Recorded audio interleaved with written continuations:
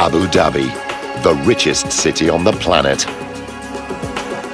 It wants to join the City Super League and is undertaking an incredible transformation, building this extraordinary skyscraper, Uldar HQ.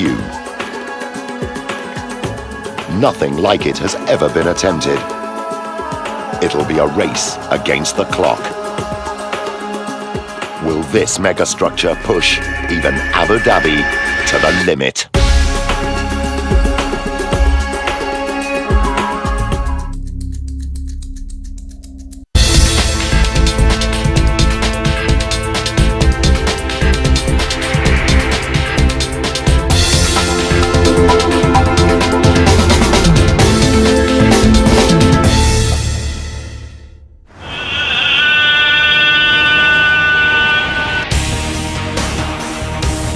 Abu Dhabi is in the midst of a construction boom. It's the largest of 7 sheikdoms known as the United Arab Emirates. Its capital, also called Abu Dhabi, is the richest city on earth. Its ruler, Sheikh Khalifa, has a cool $875 billion in the bank and an audacious spending strategy to match. He wants to transform the skyline and compete with the international elite of London, New York, and Hong Kong. But this is not the first time the Emirate has stood at the crossroads. Just decades ago, Abu Dhabi was a desert backwater, until the discovery of oil in 1958 brought unimaginable riches to its ruler, Sheikh Zayed. As the petrodollars flowed in, he converted the shell houses into high-rise, and the traditional way of life was swept away. Today, Abu Dhabi is a thriving metropolis, sitting atop the world's 5th largest oil reserve. But black gold alone cannot put this city in the Super League. To do that, Sheikh Khalifa must lure big business and tourist dollars. Abu Dhabi must expand to thrive.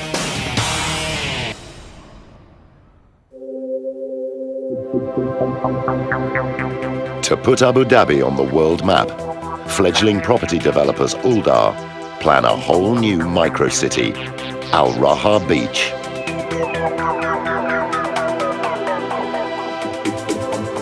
It's an ambitious proposal. At 11 kilometers long and almost a kilometer wide, this city on the sea will be the biggest project ever attempted in Abu Dhabi's history. Mohammed Al Mubarak is in charge of delivering this audacious development. The vision of their highnesses and the vision of Uldar was to create this almost mini city where people can live, study, play, and work in one destination. Al Mubarak must attract investors if Al Raha Beach is to succeed. So to launch the project, he commissions a signature skyscraper.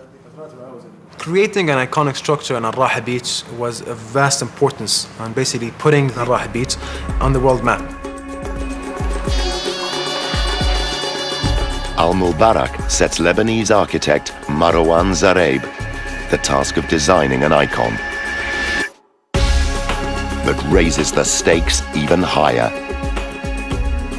The building will become Uldar's headquarters in the heart of their colossal development.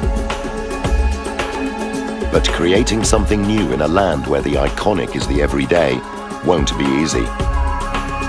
Neighboring Emirate Dubai has taken center stage with a number of headline-hitting projects. The world's tallest skyscraper, Burj Khalifa, the Palm, and the World, and the emblematic Burj Al Arab. To stand out from the crowd, Zareeb knows he must redefine the extraordinary. Simple can be powerful sometimes, especially in architecture. You can see it since the pyramids of Egypt. Most of the iconic buildings are very simple buildings. But it isn't until Zareeb is relaxing on a plane that he has a brainwave. But I couldn't sleep, so it was a moment of relaxation, you know. And then the idea came, simply. So I took a pen and I drew it on a sketchbook. The design is simple but daring.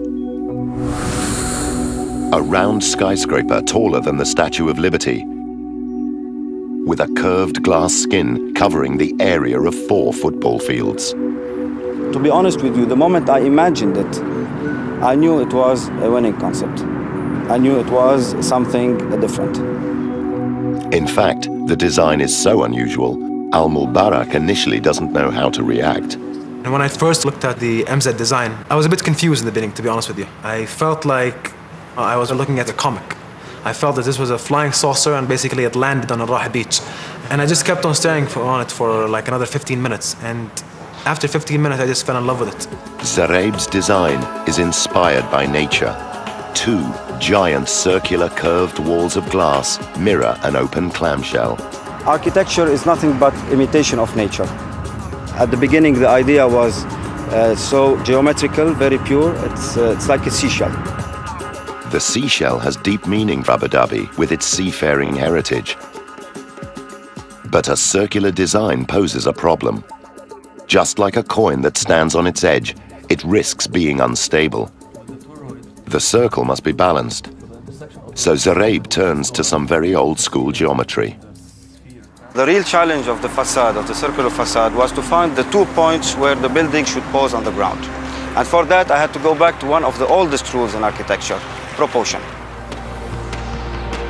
When you have a circle, you can divide it into a pentagram.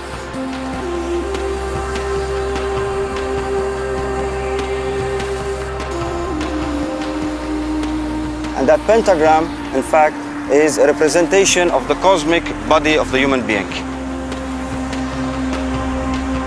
So you can put a man in that pentagram,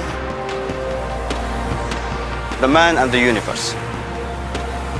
So the pentagram will define the 2 points of the circle where the facade will lay on the ground. And this will create the perfect balance.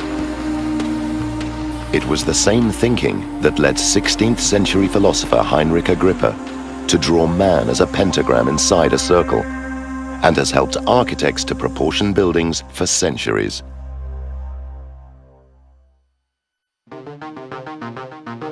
But it's one thing to sketch a circular skyscraper and another to bring it to life.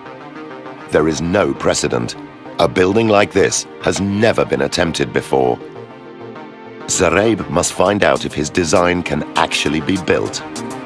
We knew from the first moment that the engineering of that building is not going to be a simple traditional thing.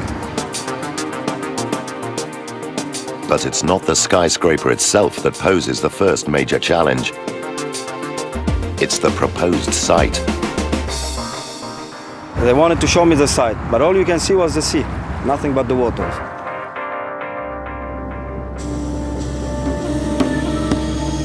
Unbelievably, the solid ground required for Old RHQ does not yet exist. The desired location is 700 meters out in the Persian Gulf and 8 meters underwater. New land must be created.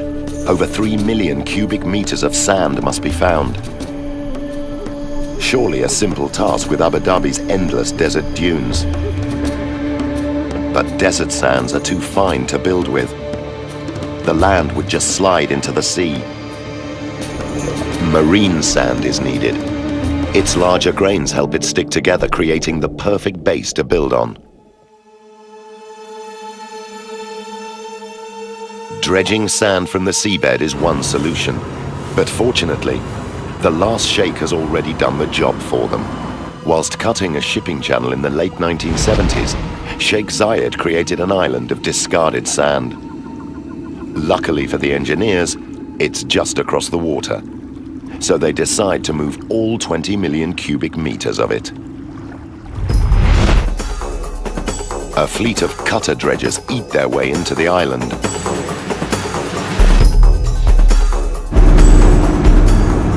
These are no ordinary dredgers.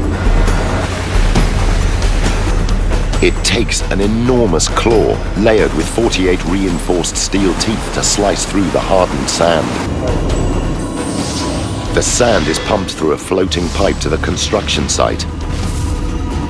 Here, excavators toil 24 hours a day to flatten the virgin ground.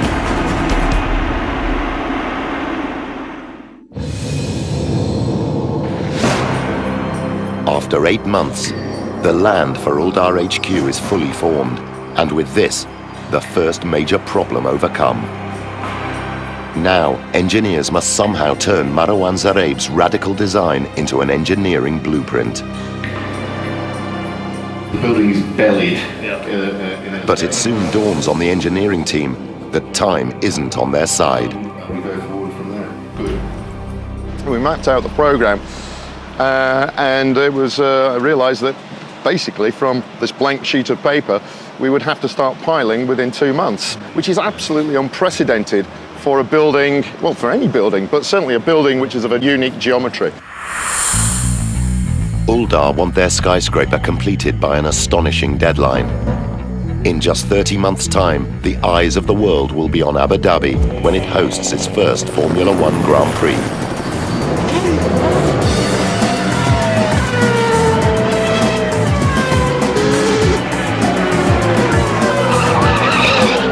The racetrack will be on its own designated island, complete with hotels and theme parks. And Uldar are building the lot. The international press and tens of thousands of visitors will descend on the city. It's the ideal opportunity for Uldar to showcase their new HQ. But to stand any chance of meeting this target, the team will have to pull out all the stops.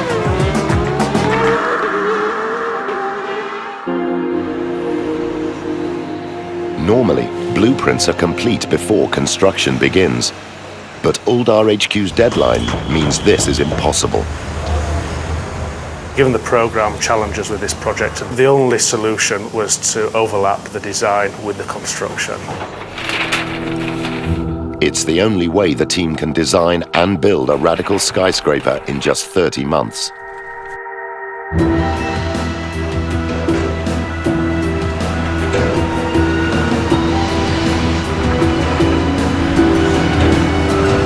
With the clock ticking, the ground is prepared for the foundations. They will carry the loads of Uldar HQ into the ground. But there's a problem. Working on blueprints one step ahead of construction could be risky.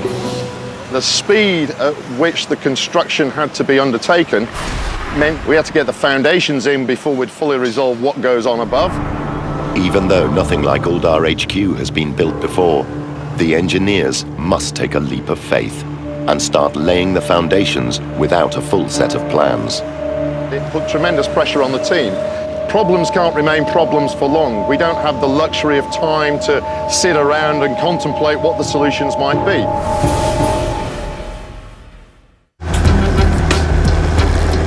Just 1 month after design has started on Abu Dhabi's round skyscraper, the construction team arrive on site to begin foundation works. For construction manager Miles O'Sullivan, the schedule is a shock. With the design not complete and being told you're going to pile in 1 month, almost crazy. But it's not just the first deadline O'Sullivan has to worry about. Uldar HQ's round curved shape presents an enormous sail-like area when wind strikes. Wind tunnel tests must be done to prove the foundations can take the strain. But the results won't be back until work has already started. Abu Dhabi is regularly hit by high-pressure winds that sweep in from the Persian Gulf. But building Uldar HQ so close to the sea will put the foundations under another kind of pressure. Digging for Uldar HQ is very similar to digging here in the sand. What you get as you dig down is you'll get to see the groundwater starting to surge through the sand. And in fact, it's that groundwater that we see start coming through the sand here that's creating the pressure and obviously creating the issues for us when we do the construction.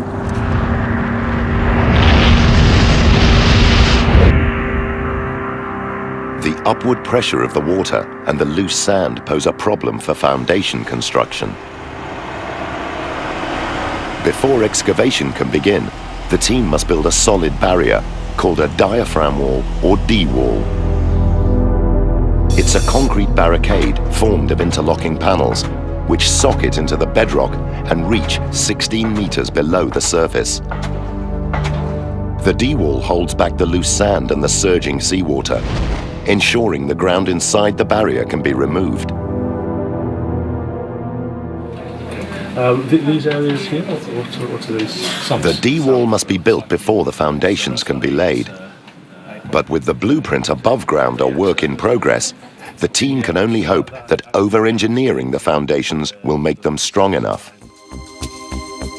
The design calls for about 400 concrete piles that work in two ways. Half of the piles rely on friction with the ground to secure the structure to the rock and sand below, whilst the remaining piles drive deeper into the rock to dissipate the building's immense loads into the ground. On site, D-wall construction begins. It's the same process ongoing at this Abu Dhabi construction site.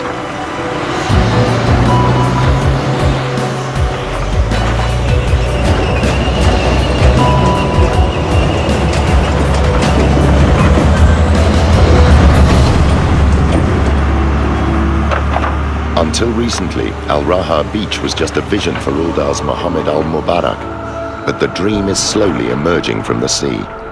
Seeing that land come up, seeing the amount of basically work and the amount of basically staff we had on the ground to make sure that was going to be done, that was like watching Rome being built. The D-wall and concrete piles create a firm foundation upon which to build Uldar HQ.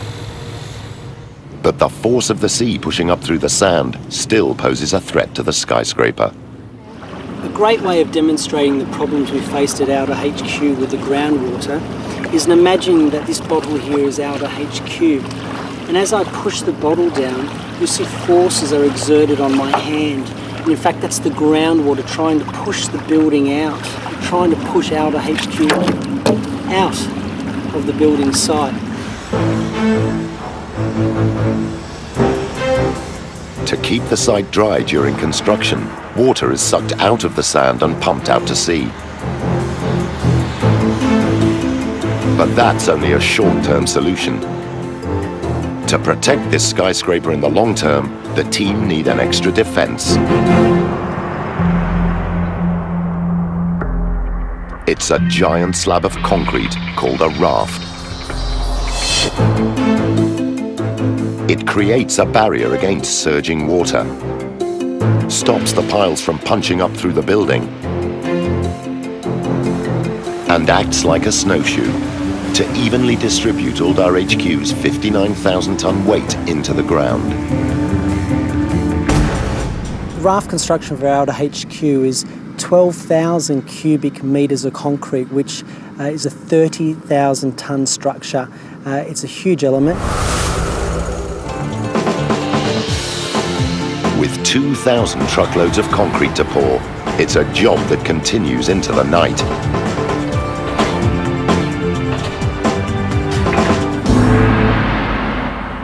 But engineers are just getting to grips with the severe forces that will affect the piles.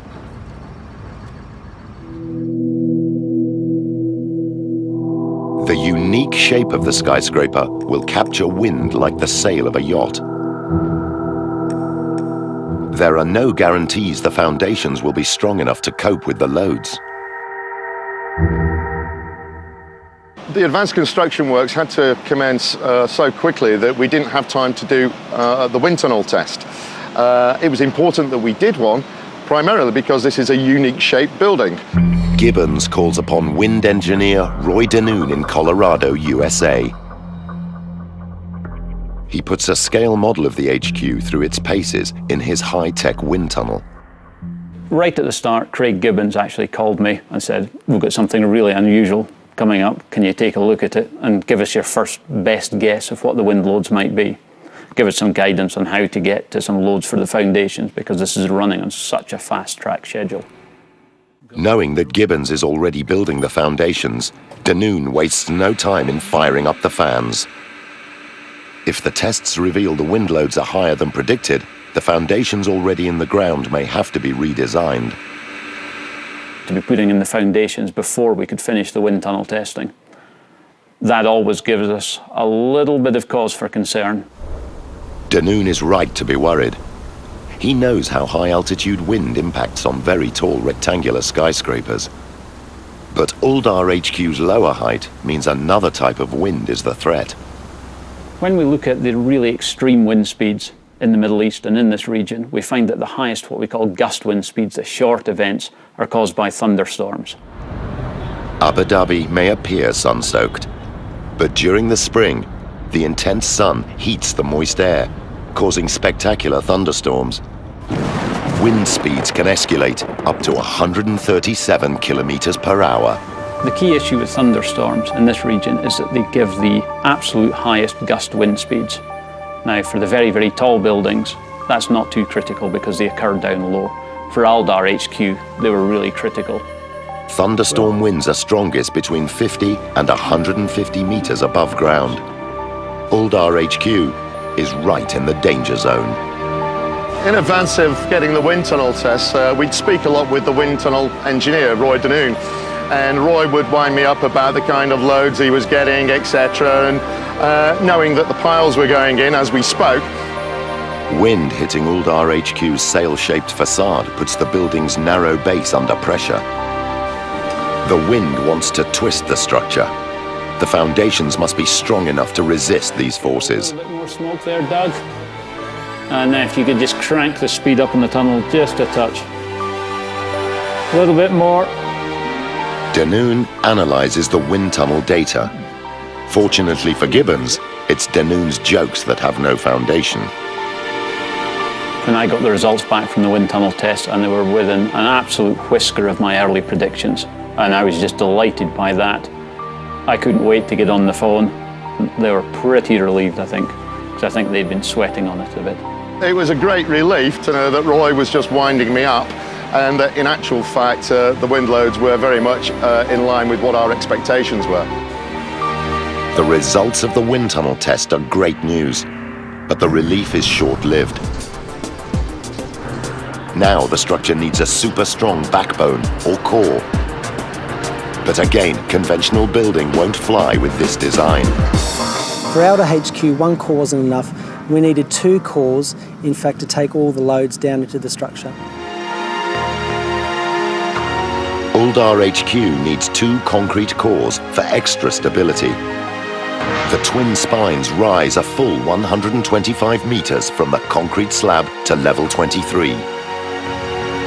Reinforced with 6,500 tons of steel, these cores will transfer the loads into the piles. But to channel these forces safely, the concrete must be cast without any flaws. They need a way to build the cores as two single pieces of concrete. The answer? To slip form. It's a clever way to build big concrete towers. Liquid concrete is poured into a giant mold, which forms the shape of the structure. The mold slowly climbs up the core as it's cast, forming a single concrete tower without any joins.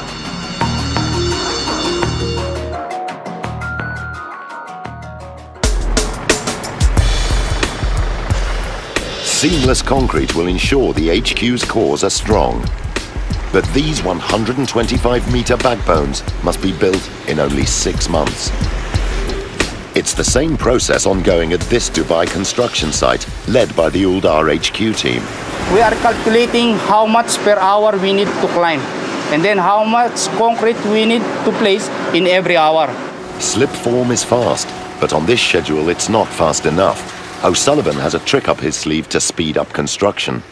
We set a challenge to both cores, who could get up there first. More, we get up. The teams battle to reach each level before the other. The cores grow meter by meter under a constant cycle. The concrete is released and poured around the steel reinforcement. Hydraulics anchored to the structure raise the mold or shutter so that the next layer of concrete can be poured. And manpower is a key focus because slip forms are very labour intensive. You need to make sure that the guys are on deck, they're there at the right time, they're doing the right works. 4 months into core construction, the two teams are neck and neck in the race to the top. Core 1's team leader keeps a close eye on Core 2's height. It's been my benchmark, so if I'm doing better, I'll be ahead of them. It's a lot of pressures are there. My boss is telling me, do this, go up, go up, go up. But it's good, the pressure is good. Core 2's leader also feels the strain. I'm working 24 hours today. I try to finish more earlier than the other core. Every month, the builders pour enough concrete to fill 1.5 Olympic swimming pools. But the teams aren't home and dry yet. There's still a challenge to finishing. Cores are renowned for going up quickly and sometimes having problems, so there's a lot of coordination effort that goes in to make sure that they do go up on time. We had structural steel elements to cast in.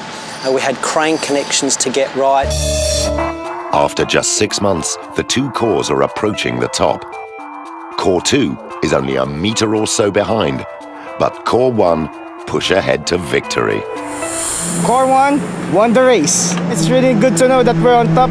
For O'Sullivan, the contest to build the cores in record time has paid off. A lot of planning goes into the cores. To see it come off, a fantastic feeling. But it's only a stepping stone, the core construction. There's a lot more to go on. The team have so far overcome the obstacles to bring Uldar HQ to life. But now they must face their most complex challenge to date. 1 year in, and Abu Dhabi's radical skyscraper is beginning to take shape. But with only 19 months to the deadline, the engineers must crack how to build Uldar HQ's vast external shell.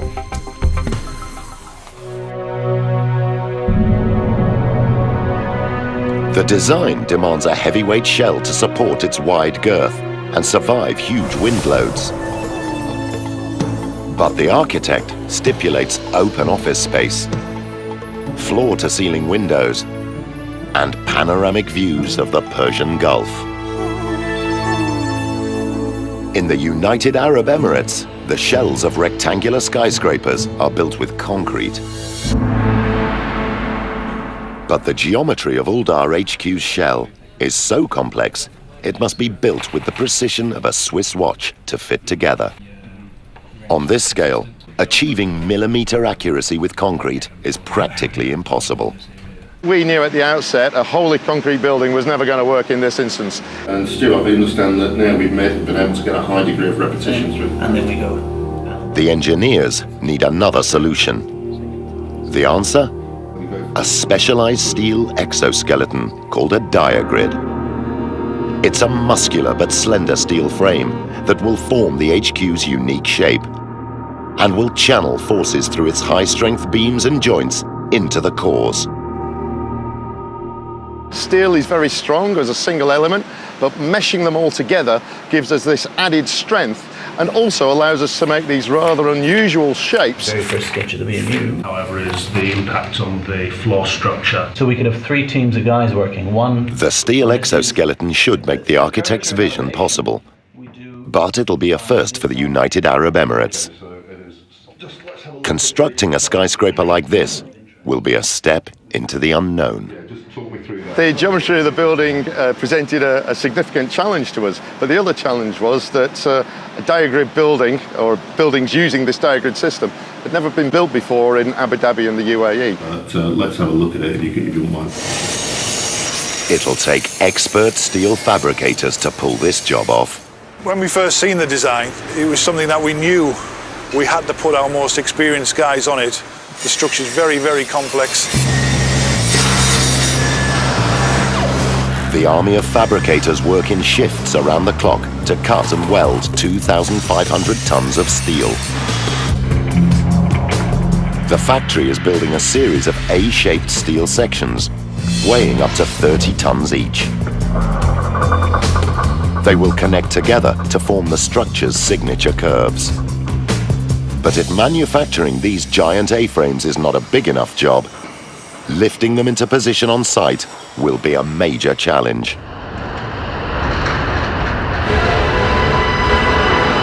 Great to see the steel arrive for the main diagrids, the main columns to the structure. Huge sections. The thought of actually starting the steelwork some 18 months after we started the job, fantastic. But excitement of the first A-frame delivery is soon replaced with trepidation. Lifting these monsters will be a precision job, and tensions run high. When we rigged the first A-frame up, you've got to put all the chains on it. It would take maybe an hour to rig it up, and everybody's then thinking, I hope this is going to work. Everyone is on tender hooks. Now is the moment of truth. The A-frame is lifted off the ground. There was a big ah from the crowd when it went in.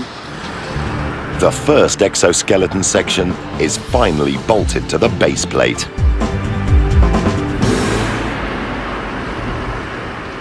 To see one go in, an amazing feeling. First A-frame up, again a milestone achieved, but then a lot more to go.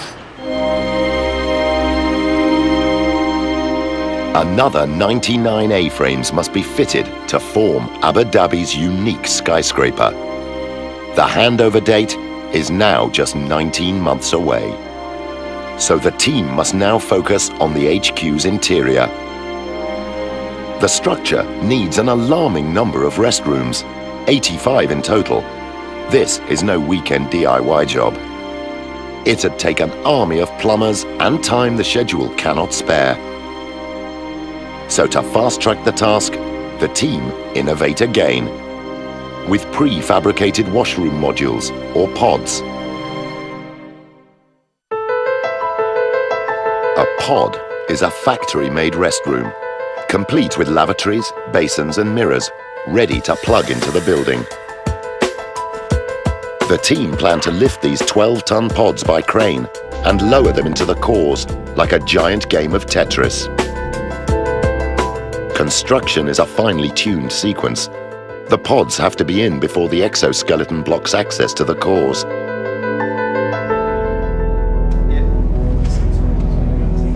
Uldar must approve the design fast. But there's a problem. We produced a lot of visuals and graphics which we had signed off. Then we actually built the pod. We went to look at it at the factory and a lot of people thought that's it. But Uldar unexpectedly rejects the pod design. It's just too ordinary for such a futuristic skyscraper. It will take months to remodel, and the exoskeleton can't wait. The whole plan could go down the pan. The only option is to leave out 2 roof sections and drop in the pods later, but this has its own dangers. With 0 hour looming, the team must now wrap the building's skeleton with a glass skin. And no one has ever built a glass facade like it. The geometry of Uldar HQ is highly complex. 2 giant bowed facades cover an area the size of 52 basketball courts. A third narrow surface joins the round facades like a zipper, arcing an extreme 290 degrees from one side to the other. But curved glass like this doesn't exist. The engineers need another plan. The secret to covering a curved surface with flat glass is its shape. Square glass isn't an option. Squares can only bend in one direction at a time without distorting. Uldar HQ needs triangles. They can pivot on 3 axes and seamlessly join with their neighbors. To form these complex curves, it'll take 25,000 individual panes.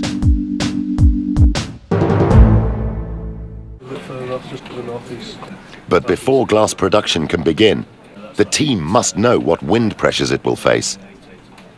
It's back to wind engineer Roy Danoon, who must test the design in his wind tunnel. When we first saw the design, we knew there was some potential for some quite high glass design pressures. If you under design a pane of glass, then it will be sucked out the building. The large facades are most likely to cause trouble. The biggest loads on the overall building or the wind's coming flat into the wide face, so it's capturing it almost like a sail. The wind comes into the centre and spreads out around the building, and where it separates and splits away from the building around the edges, that's where we see the largest pressures. The pressure is like a big SUV hanging off the outside of each panel. But that's not all Danune's test reveals.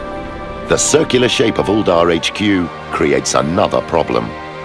When we initially saw the design, the sharp edges threw up the warning flag that said, look, we can get some pretty large pressures here.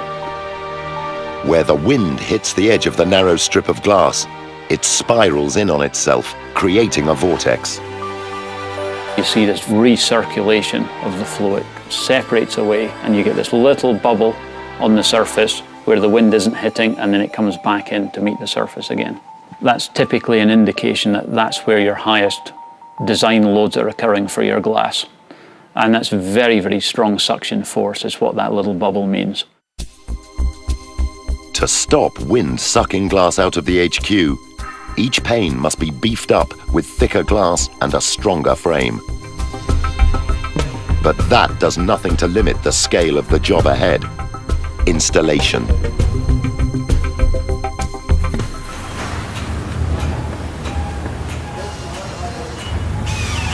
You talk about 25,000 pieces of glass to do that for the building in 10 months. It's a monumental effort. It's a constant battle, making sure that you get the glass to site. But having the glass factory on site is a lifesaver. It made it easier for the site to actually call up on glass. Once they are installing the panel, they ran out of glass, we're immediately on the phone. Hey, we need more panels over there, so we got them on a truck, and 5-10 minutes later they were on the site. The glass factory sends the panels to the site by truck, and the panels are lifted by crane up to the installation team.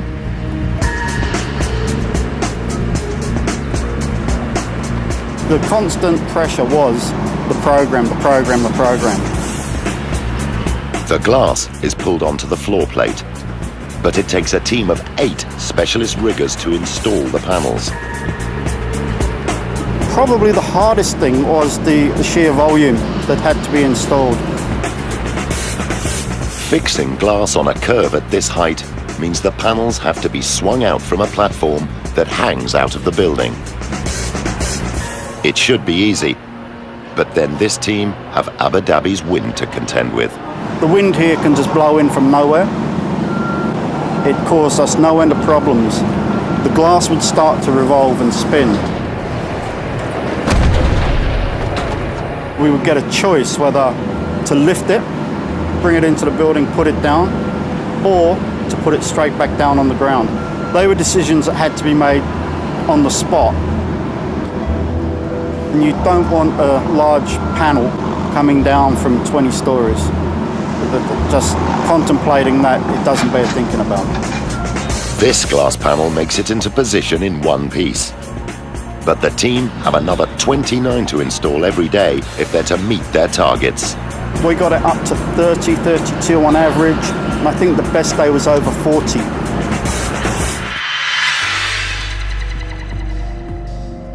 But as the line of glass fast approaches the top, the team must install the delayed washroom pods to close up the roof steel. Yeah, so if they did, you do 15 metres, 15 metres in one day, so you're 120 metres, yes. The new design is finally approved, and after 10 months, the 12-ton modules start to turn up on site.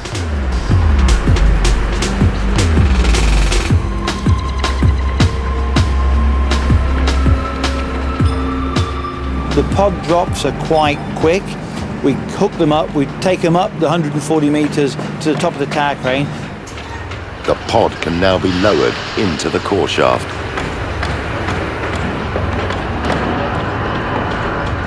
It's a tight fit with just 75 millimetres of clearance.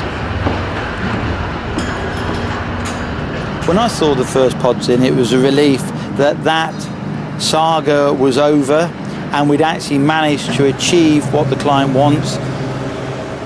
The pods are on the move, but the long delay has serious consequences.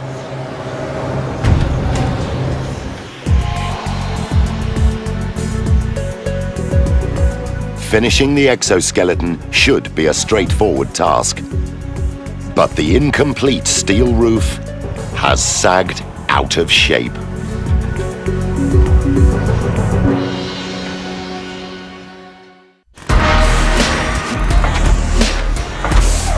Eight months from the deadline, and the world's first spherical skyscraper is fast approaching completion. But with the end in sight, construction hits a serious snag. The delay in fitting the washrooms into the cores has forced the team to leave the roof arch open, causing the steel to slouch out of shape. The arch of the HQ's lightweight roof is the key to its strength. Its curves evenly distribute the forces down into the foundations. But if any elements of the arch are missing, the forces cannot flow away. The roof will sag under the weight. To discover how serious the slump is, the steel is surveyed. I made a phone call to our site supervisor, Bob, and asked the question of what the actual sag was recorded, expecting it to be around about 50, 60 mil. When we got the figures of 150 millimetres, I was a little bit shocked. With a building that relies on precision engineering, 150 millimetre sag is a huge problem. The roof will not slot together. The brackets to connect the remaining 40 glass panels will be out of alignment. There is no time to redesign. The team have to somehow make the roof steel fit together. The only way is to lift the entire roof into position, and it weighs a staggering 200 tons. Even for experienced steel engineer Bob McPhee, this is a serious undertaking. I hate it when you start waking up thinking about your work. I've never liked to do that.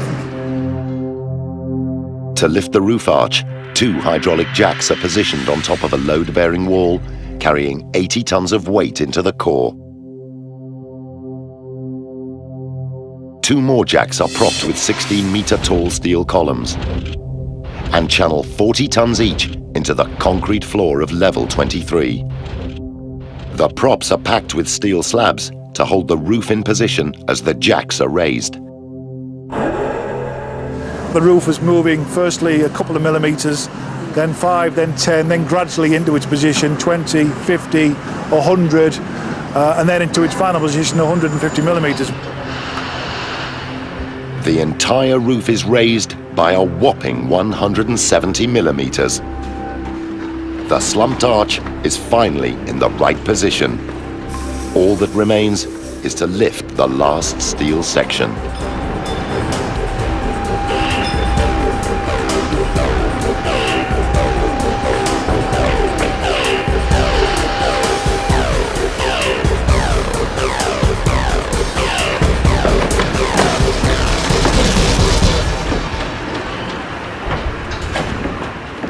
It's a tight fit. With a millimetre to spare, the roof is finally complete.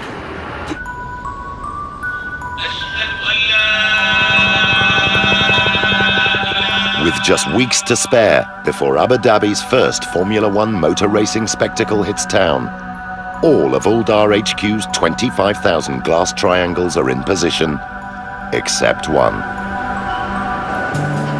The glass installation team lower the pane inch by inch. No one wants to be responsible for shattering the last sheet of glass. It's a defining moment for the team. Finally, the last pane slots into place. Ecstatic. And actually see the last bit of glass go in. Amazing feeling. Hopefully the guys here feel the same way, and I'm just overjoyed. Against all the odds, and in just 30 months, the team have fulfilled their brief.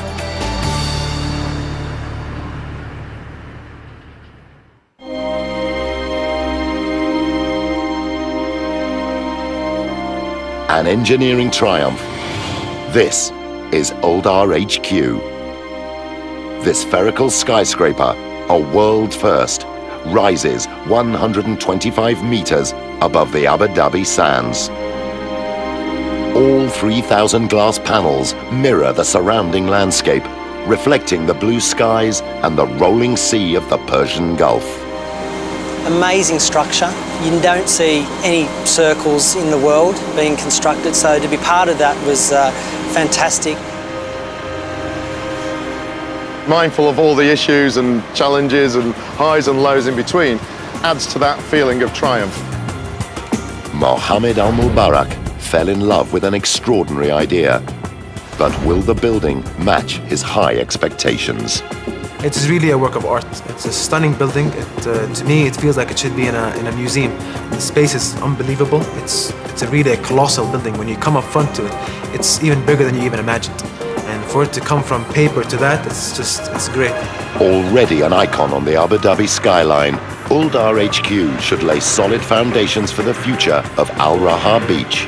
Architect Marwan Zareeb is delighted to see his concept sketch come to life. The building is more beautiful than the original idea because it's real now. It's no longer a simple concept. It's became reality. Uldar HQ is a structure that rivals not just Dubai's iconic buildings, but can stand proud on the international stage. The HQ building has really put Abu Dhabi on the world map. If you ask me today, we're not yet into the world of Singapore or New York or Paris or London. Will we get there? I absolutely believe so we will.